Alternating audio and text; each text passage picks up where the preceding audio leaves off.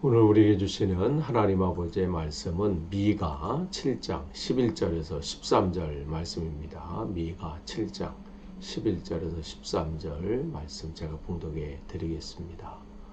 내 성벽을 다시 쌓아야 할 때가 온다. 내 지경을 넓혀야 할 때가 온다. 그때에 내 백성이 사방으로부터 내게로 되돌아온다. 아시리아로부터, 이집트의 여러 성읍으로부터, 심지어 이집트에서부터 유프라테스 강에 이르기까지, 이 바다에서 저 바다에까지, 이 산에서 저 산까지 내 백성이 내게로 되돌아올 것이다. 그들이 살던 땅은 거기에 사는 악한 자들의 죄 때문에 사막이 되고 말 것이다. 아멘. 우리가 계속해서 미가서 말씀을 나누는데 오늘은 이제 7장 11절에서 13절 말씀입니다. 이번 주에 이제 미가서가 다 이제 끝날 건데, 지금 BC 이제 8세기 선지자들 중에 마지막 선지자예요. 이 북쪽에서는 이미 아모스와 호세아 선지자를 통해서 하나님께서 북이스라엘의 말씀을 전하셨다면, 남쪽에는 그 호세아의 동시대에 누가 있었냐면 이사야하고 또 미가가 있었어요.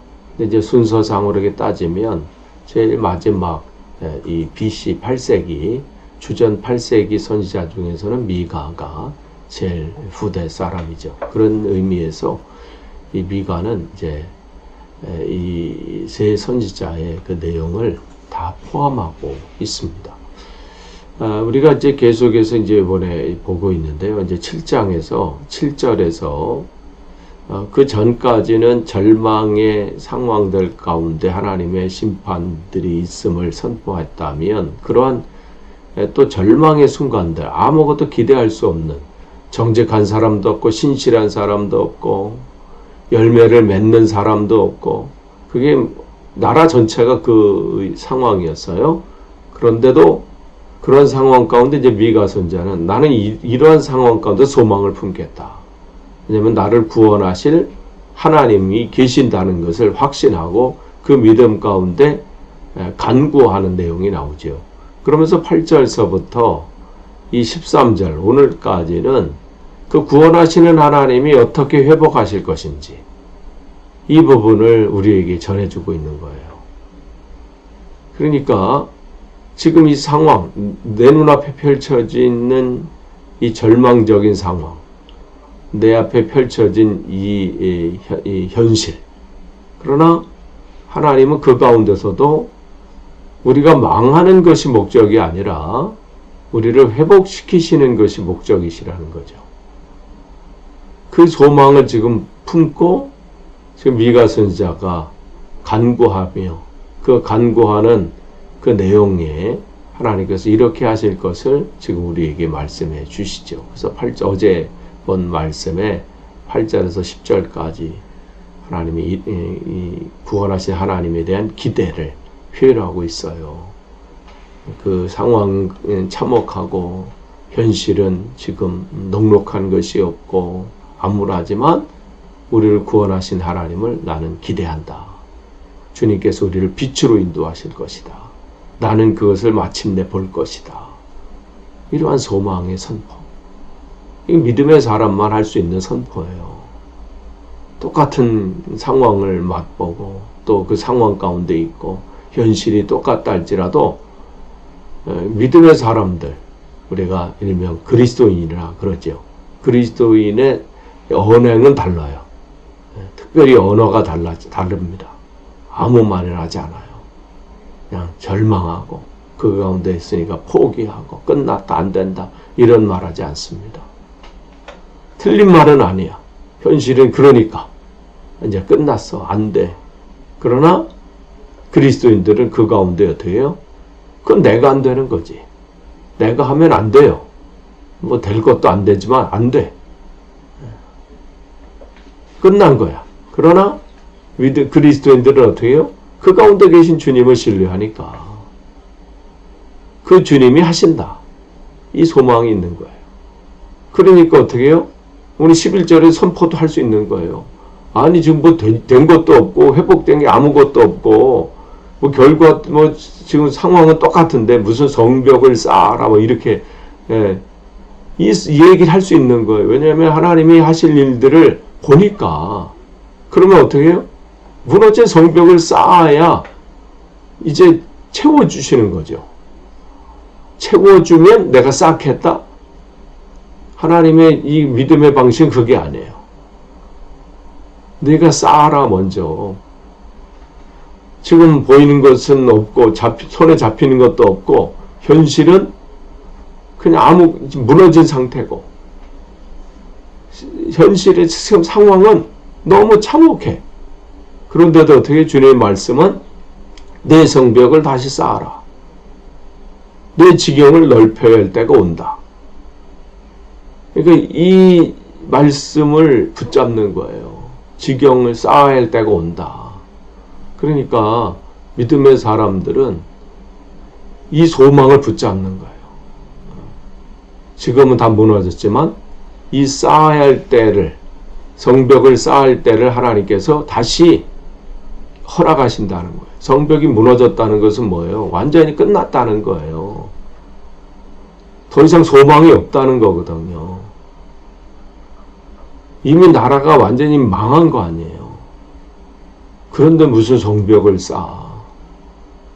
그런데 이 소망을 품는 거예요. 다시 하나님이 시작하신다는 얘기인 거죠. 계속해서 때를 얘기하고 있어요. 개역개정에는 날이라고 이걸 표현하고 있어요. 그래서 개역개정에는, 개역성경에는 그런 날이 올 것이다. 계속 반복을 해요. 근데 이제 요 세번역에서는 이걸 때로 표현해요. 그래서 그 때가 온다. 다시 기회가 온다는 거죠. 다시 회복하신다는 말씀이에요. 성벽을 쌓을 때가 온다. 지경을 넓혀야 할 때가 온다. 그때에 내 백성이 사방으로부터 내게 돌아온다. 근데 그 돌아오는 것이 어떻게 해요? 점점 확장되죠. 아시리아로부터 이집트 여러 성으로부터 또 강에서부터 또 바다에까지 뭐 계속해서 되돌아온다. 그러니까 하나님이 그 소망을 품고 간구하는 그들의 그 기도에 응답하시되 그 하나님이 점점 더 한 걸음 하나하나 확장해 나가는 하나님의 은혜를 맛보게 된다는 것이죠. 이게 이 소망을 품고 지금 이 미가 선지자는 간구하고 있고 또 그 간구 속에는 하나님의 일하심을 이미 보는 거예요. 근데 왜 하나님이 심판을 하셨는지를 아니까 그래요. 죄악의 하나님 말씀 가운데 살지 않고 죄악 가운데 거하고 하나님을 대충 섬기면서 우상은 열심히 섬기고 뭐 이러한 것. 그러나 그러기 때문에 심판을 받았지만 책망을 받고 지금 이 모양 이 꼴이 됐지만 우리가 하나님께로 온전히 되돌아온다면 하나님은 본래 우리를 회복하시는 것, 또 원래 하나님과 친밀한 교제 속에 있게 하시는 것이 하나님의 목적이기 때문에 내가 바로 서면 하나님은 우리를 회복하실 것을 아는 거예요. 이 믿음은 흔들리지 않습니다. 하나님이 우리를 어떻게 만드시고 어떻게 세우신다는 것을 알기 때문에 그렇죠. 그러니까 심판이 끝이 아니라는 거예요. 심판에는 이미 회복이 그 다음에 단계에 있는 거예요. 그러니까 심판 앞에 있을 때, 책망을 받았을 때, 거기서 끝이 아니라 우리가 주께로 되돌아올 때, 주님이 회개하고 주님을 바라볼 때 주님은 다시 흩어졌던 것들을 다시 모으게 하시고 사라졌던 것을 다시 갖추게 하시고 이게 하나님의 계획이신 거죠. 그러니까 전 세계로부터 지금 상황은 아무것도 없어요. 그러나 이 미가 선지자를 통해서 소망을 품으라는 거예요. 누구에게 주는 거예요? 주님을 믿는 자들에게 주시는 소망의 메시지입니다. 다시 회복하실 것이다. 이 말씀들은요, 성경 전체에서 계속해서 왜냐면 이스라엘 백성들이 이때만 그런 거 아니거든요. 계속해서 또 하나님 말씀대로 살지 않고, 그럴 때 하나님께서 선지자들을 계속 보내주셔서 너희들이 돌아와라. 돌아오면 내 시선을 내게 고정하면 내가 바꾼다. 내가 회복한다. 이 말씀을 계속해서 전해주는 거죠. 그러니까 우리가 이 부분들, 그러니까 바벨론 포로 이후에 그들이 주께로 되돌아왔을 때 이런 광경들이 또 펼쳐지잖아요. 주께로 돌아오는 느헤미야를 통해서 성벽이 또 회복이 되고 이러한 부분들. 그러면서 하나님께서 그 가운데 어떻게 하실 것을 되돌아오게 하실 것이다. 근데 지금만 보고 절망하지 말라. 이 메시지를 품고 이 바벨론 포로 이 상황 가운데서도 절망에 있는 그들에게 하나님의 메시지는 계속해서 선포되었지요. 그래서 그들은 그때서야 비로소 말씀을 깨닫게 되고 회개하게 되고 주님 앞에 바로 서는 또 그런 계기가 되고 다시 돌아와서 에스라 선지자를 통해서 하나님 말씀으로부터 무장하고 이러한 일들이 있어요. 그러니까 지금 오늘 미가 선지자는 이미 그것을 보는 거예요. 지금 상황들이 이러한 상황들 속에 있지만 우리를 빛으로 인도하실 하나님을 바라보는 거예요. 이 시대에 이런 사람들 우리가 필요합니다. 절망하고 힘겨운 상황들 있을 때 그 옆에서 같이 절망하고 같이 한숨 푹푹 쉬고 포기하는 그러한 것이 아니라 상황은 어렵고 여러 가지 일들로 인해서 힘든 상황이 있지만 전도하는 것도 그렇고 복음이 확장되는 부분에 있어서 교회 상황도 어렵고 여러 가지 일을 위해서 이 시대에 더 이상 하나님의 역사가 나타날까? 특별히 영국 땅에 교회들이 예전과 같은 그러한 영적인 부흥들, 그러한 일들을 꿈꿀 수 있을까? 상황과 형편을 보면 그렇다고 말하기가 애매할 수도 있고 자신 있게 답하는 것이 뭐 말을 할 수도 있지만 그런 한 구석 속에 설마 그런 때가 다시 올까?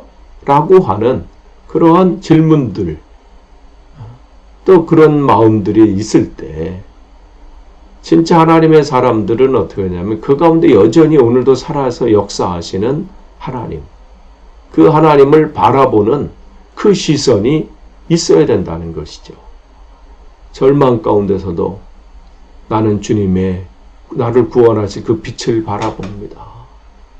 나를 구원하신 하나님이 여전히 예전이나 지금이나 동일하신 하나님임을 믿습니다. 그 하나님이 이 땅을 회복하실 것을 나는 또 기대합니다. 이걸 선포하는 거예요. 또 그 믿음을 가지고 오늘 내가 이 땅에서 작은 것이라도 할 수 있는 일들을 행하는 거예요. 그런 면에서 우리가 7월 30일부터 8월 2일까지 작년에 이어서 올해도 그 우리 채싱턴 지역 주변에 있는 어린 아이들에게, 초등학교 아이들에게 여름 성경학교를 하면서 그 복음을 전하려고 하는 것이잖아요.